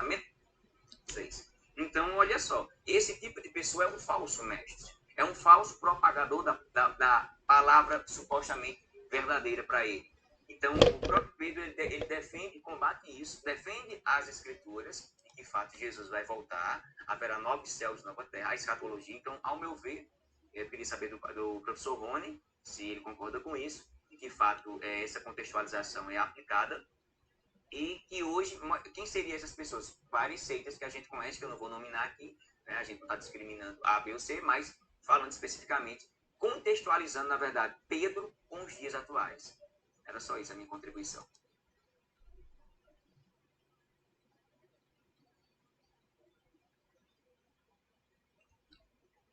É isso aí, Rony. Desculpa, Samu. Você pediu uma confirmação, professor Marcos? Seria um parecer? Se você vê assim, esses falsos mestres no contexto de Pedro, eles estão literalmente dizendo que Jesus não vai voltar. Então, hoje, sim, não, isso foi afirmado, com certeza, Eles não, negavam... isso mesmo. Não, perfeito. É porque quando o Edno, ele perguntou, ele disse, quem seriam esses falsos mestres? Aí eu pensei que poderia ter ficado algum resquício na mente deles, assim, não, perfeito. Perfeito. Até para fazer uma coligação com o que o irmão falou, com o que já foi falado e com o que seria hoje, né? É isso aí. O texto do Novo Testamento com a atualidade. E esses mestres que creem em Deus, que acreditam em Jesus, em Deus, mas pregam uma palavra que não é aquele verdadeiro evangelho que está ali, não se enquadrariam nesses falsos mestres aí? Sim, eles são falsos mestres, estão dizendo que Jesus não vai voltar. Tem igrejas por aí que já não ensinam, Jesus não vai voltar, ele já voltou. Eu vi um pastor aí na internet dizendo isso. Ele já voltou, acabou, se a gente está aqui na Terra. Ou seja, tem Testemunho de Jeová que literalmente fala sobre isso e outras heresias que evidenciam isso. E alguns líderes da internet, se você procurar, você vai encontrar de tudo, que diz literalmente, não dizer mais, Jesus já voltou, que história é essa? Não espere mais ele. E está pregando na internet, muita gente seguindo. Então esse tipo, literalmente, é um falso profeta. No âmbito da epístola propriamente dita, irmãos, e o Edno, né, que fez a pergunta, foi muito interessante. Eu até havia, professor Marcos, mencionado anteriormente, de fato, uma característica desses falsos mestres era negar a vinda de Jesus, e não apenas isso, zombar dela também, né? Eu teria, professor, talvez assim, seria um ponto para a gente ampliar o diálogo, né? Não aqui, a gente não vai ter espaço, mas talvez eu teria um pouco de dificuldade de, hoje, contextualizando, situar esses falsos mestres entre pessoas que são ateus, agnósticos, porque eu vejo o falso mestre como alguém, isso aqui é interessante, né? Como alguém que é religioso. Alguém que em outro texto, o apóstolo vai dizer assim, olha, eles saíram do nosso meio.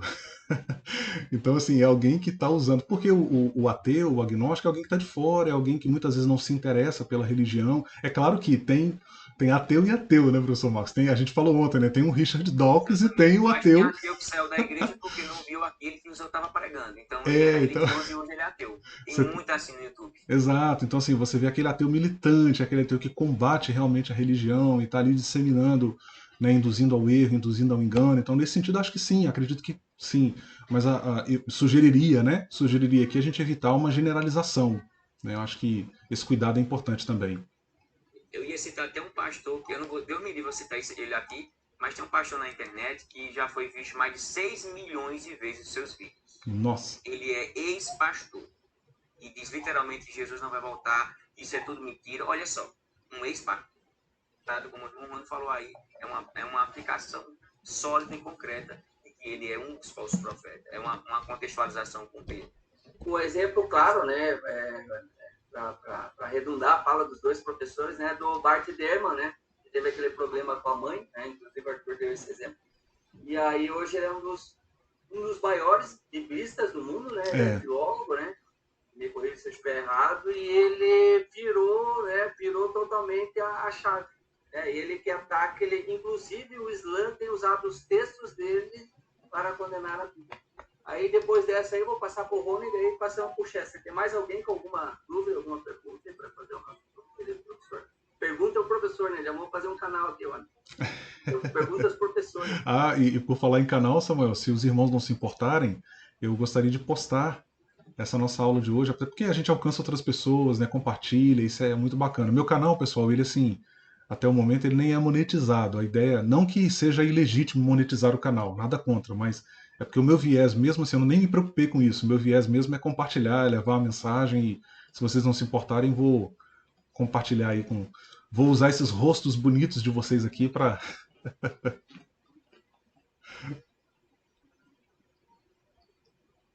Vai, Chesta. Faz a pergunta, professor. Meus queridos, não tem como não fazer essa pergunta aqui agora, tá? Ih, rapaz, vai pegar fogo agora. É porque não é sempre que tem a oportunidade, né? Pode preparar o outro link já. Hã? Pode preparar o outro link já. Era bom, né?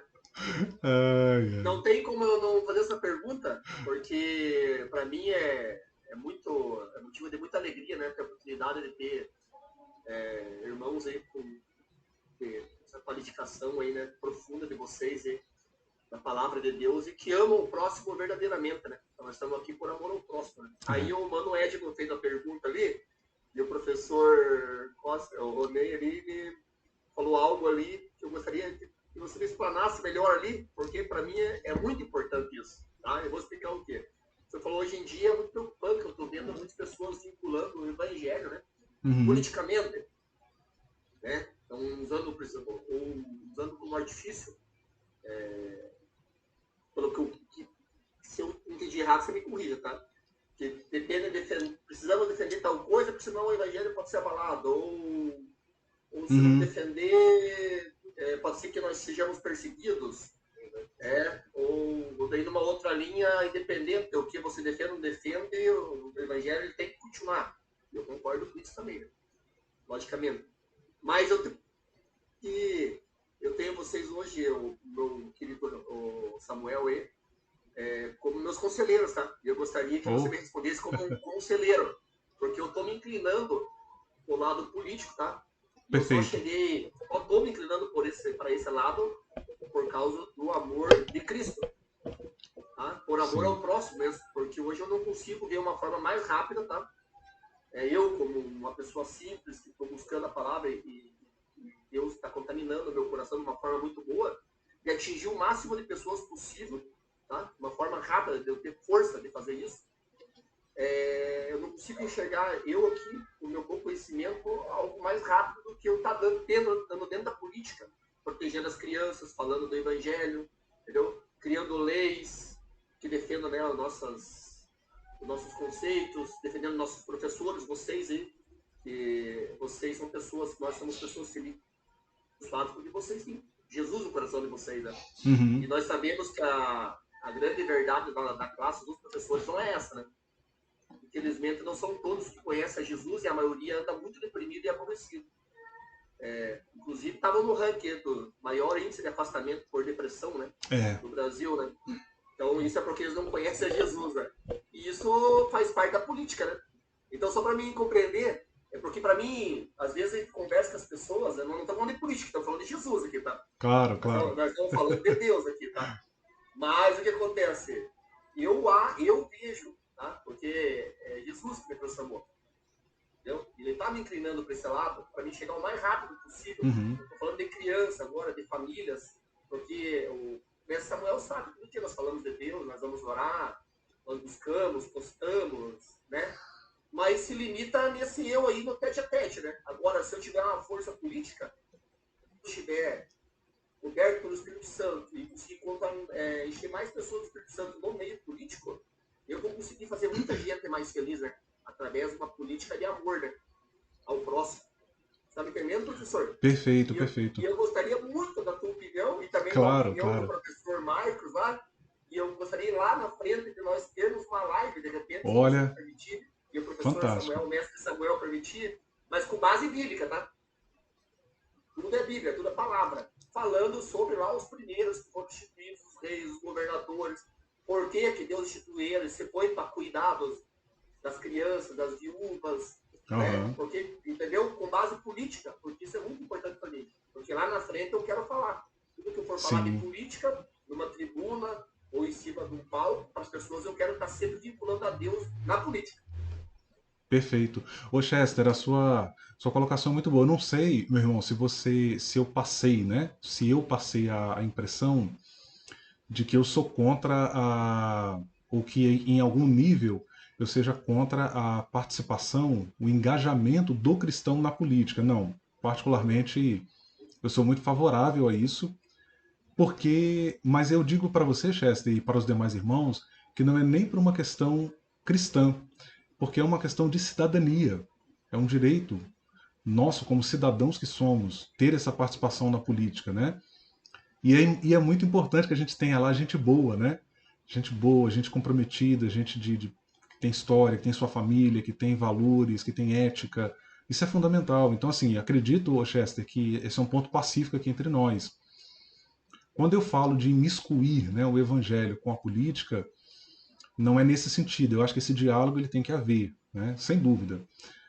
Uma coisa que eu critico hoje muito no movimento evangélico, irmãos, é que no movimento evangélico, os irmãos, é claro, fiquem à vontade para concordar, não concordar, ou como os ouvintes ali no Areópago, né, quando Paulo falava, não, nós vamos e depois voltaremos a falar sobre esse assunto, né? Então, eu acho que tá valendo. Mas o que eu vejo hoje? A gente se instalou no movimento evangélico uma militância política.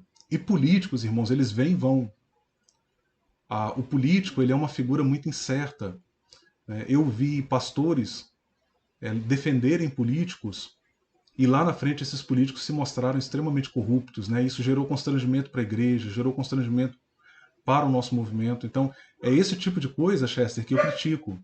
Eu acho que a igreja ela poderia usar o espaço eclesial para falar de política, não de político A ou B. Então, irmãos, vamos falar de política? Vamos. Qual é a minha defesa, Chester e todos os demais irmãos? Conscientizar os jovens, os irmãos da igreja, queridos. Verifiquem o histórico desse candidato, veja a história dele, analise as pautas dele, veja o que ele está propondo, veja se ele não está sendo investigado por corrupção. Então, cidadania, levando para esse campo da cidadania, entende, Chester? Só que a gente faz o quê? Se instalou no Brasil uma militância política que usa a religião e aí você demoniza um candidato e idolatra outro.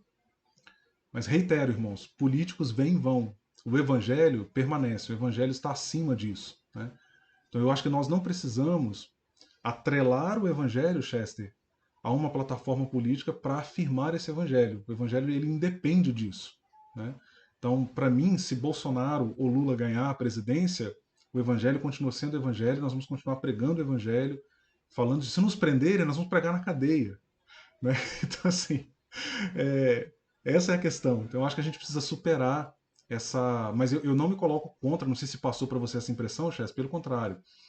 E uma coisa, se você me permite, e todos os demais irmãos, eu acho que tem que ficar muito claro para nós também, é a necessidade da gente pensar a política para além do movimento evangélico. Entender que a sociedade brasileira não é evangélica. Ela é parcialmente evangélica. Então, se hoje, Chester, nós podemos falar do evangelho, é porque vivemos numa sociedade laica. O que eu estou vendo acontecer no movimento evangélico hoje? Parece que as pessoas querem instalar uma ditadura de crentes no Brasil. Eu sou contra isso. Porque nós vivemos um Estado laico. Se nós temos liberdade religiosa é por causa disso. Então, o político evangélico que vai atuar lá dentro, eu acho que ele vai levantar bandeiras que estão alinhadas com o movimento evangélico, sim. Mas ele precisa pensar no coletivo social. Ele precisa pensar que ele é pago pelo evangélico, pelo não evangélico, pelo espírita, pelo católico, pelo ateu, pelo agnóstico. Ele é um servidor público. Então, nesse sentido, ele não pode priorizar um segmento em detrimento de outro. Por mais que a gente sabe, tem um alinhamento, isso é normal. Né? Você tem o seu alinhamento, você tem o seu partido, você tem a sua tradição, você tem as suas pautas, isso é normal. Isso é parte do jogo político. Né? Mas o que a gente vê hoje?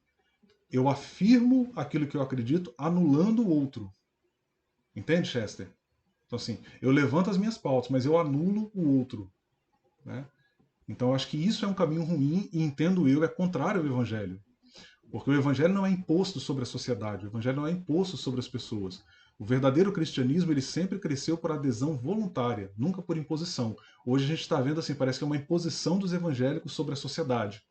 E eu acho que isso é muito ruim para nós, a gente comunica uma imagem muito ruim, né? E eu acho que é um caminho melhor que a gente pode desenvolver na política sem trilhar por esse caminho de imposição, de anulação do outro, de respeito, de diálogo, de conversa, e levantando, claro, as nossas bandeiras lá, sem dúvida. Espero ter ajudado aí, tá, Chester? Maravilha, Eu vou tentar finalizar, né? Uma pergunta do Chester, foi bem longa. Eu não vejo nenhum problema em questão de você entrar na política, que você não venha fazer politicagem, né? Eu sou contra o monopólio político. Tipo, meu candidato é esse, vocês só tem que votar nesse. Eu sou totalmente contra isso aí. Respeito, mas não engulo. Respeito, mas eu não engulo. Certo? Eu não sou de contra, eu sou de... Não. Eu sou assim, ó. Tem nossos irmãos aqui e tal. Então, os irmãos se sintam à vontade de votar no irmão outro. Se puderem ajudar um outro, faça sua escolha. Beleza, Deus abençoe. Isso aí eu falo na membresia de forma geral, né? Eclesiasticamente falando. E não vejo nenhum problema. Nós cristãos, nós com certeza vamos sempre o princípio bíblico ele então você tem que seguir a palavra de Deus. O que é que a Bíblia defende? A Bíblia defende isso. Não está na pauta cristã? É essa pauta cristã que eu defendo.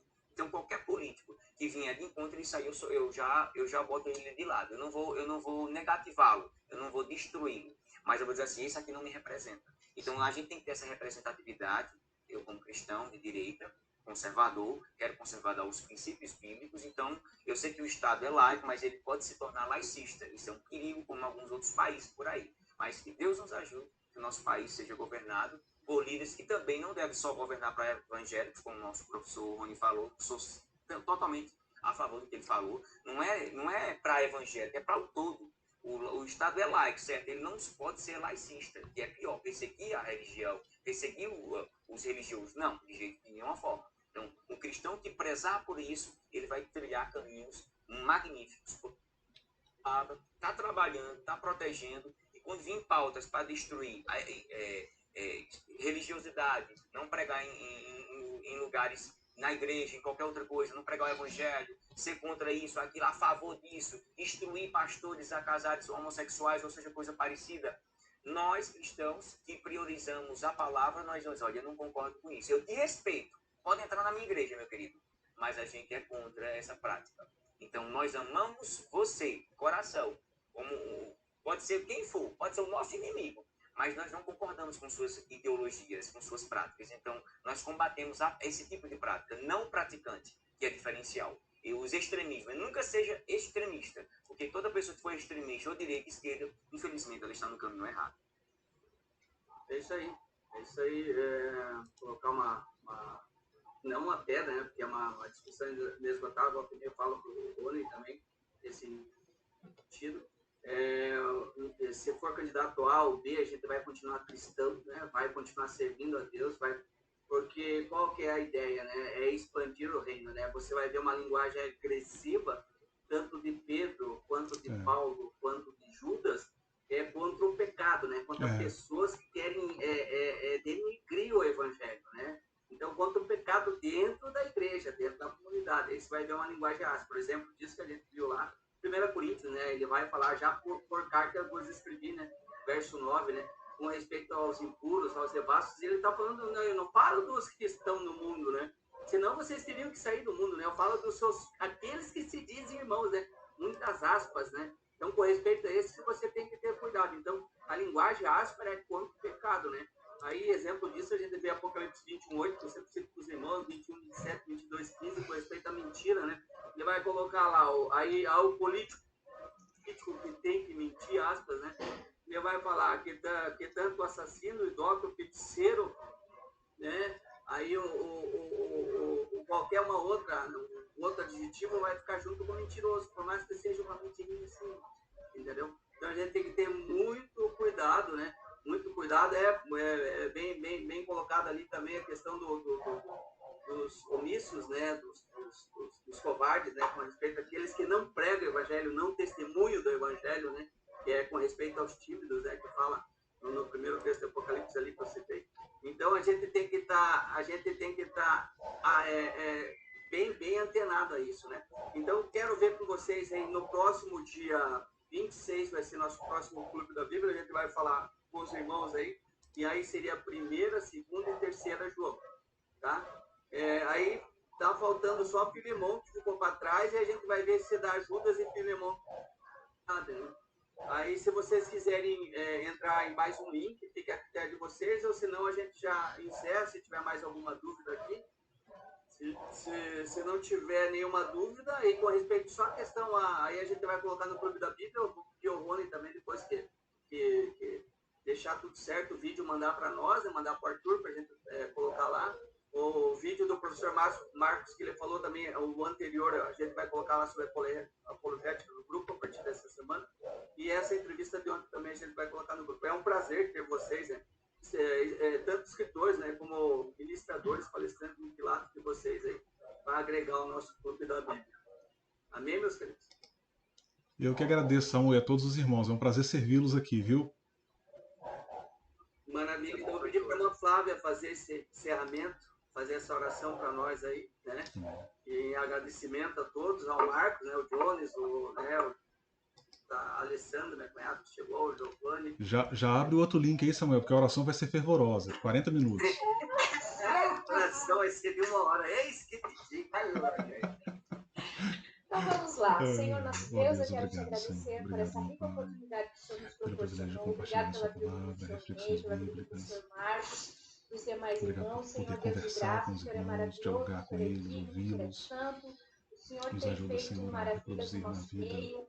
E é um prazer, esse Senhor, bom aprender um ensino, pouco mais da tua palavra. termos um Senhor, nos comprometimento abençoa, real cuida com de aquilo que é nós, bom, que justo, dia e correto, noite aí, Senhor, nós que leve em possamos conta estar o outro, próximo, guiados não por apenas os nossos ti, interesses, Senhor. cuidados por ti. Meu Deus, muito obrigada por esse privilégio. Sim, Que amanhã obrigado, nós Pai. venhamos ter um dia maravilhoso, um dia abençoado, e que cada um, Senhor Deus, possa demonstrar, testemunhar aquilo que o Senhor tem feito nas nossas vidas. Obrigado pela vida de cada um. Senhor, abençoe os seus lares, as suas famílias. Sim, Pai, abençoe nossas Essa famílias, oração que eu nossas coloco diante da casas, sua presença, em nome de nossos Jesus. amigos. Amém. Amém. Quase que teve que abrir outro link.